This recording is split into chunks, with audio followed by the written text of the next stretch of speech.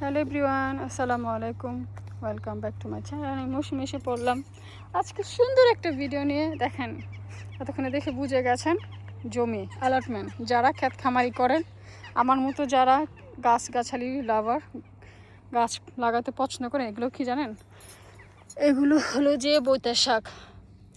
এগুলো খেতে যে মজা। এখন এগুলো এমনি হবে, এগুলো বিচি ফেলতে হয় না। এইসব জায়গাতে এগুলো এমনিতে হয়ে যায়।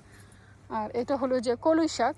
এই কলই শাক খেতে যা মজা, এটা কিন্তু এরকম না, এটা খাওয়া হয়েছে, উপর থেকে পাতা নিয়ে নিয়ে খাওয়া হয়েছে, এখন আবার হচ্ছে। তো একবার লাগালে আর লাগাতে হয় না, বারবার লাগানোর দরকার নেই। তারপরে এখানে হলো যে ধনিয়া ধনিয়া শাক। তারপরে ওরা এখানে আছে, এই যে এখানে খেলতেছে পোলাপেনগুলো, ওই যে ওখানে। দাঁড়া, আমি দেখতেছি। তারপরে এখানে হলো যে ধনিয়া পাতা।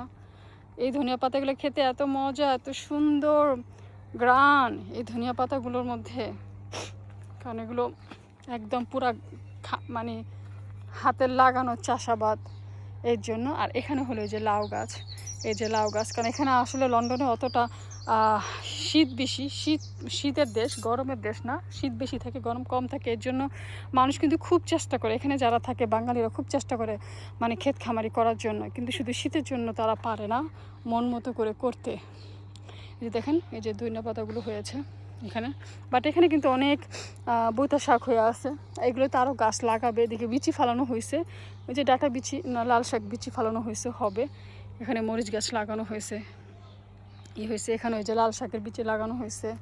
আমিও ফেলবো, আমারও লাগাইতে হবে বাসায়, আমার গার্ডেনে। আমার তো ছোটো গার্ডেন, অত বড় গার্ডেন না, অ্যালটমেন্ট না, ছোট। এগুলো হলো যে আরেকটা শাক। এটা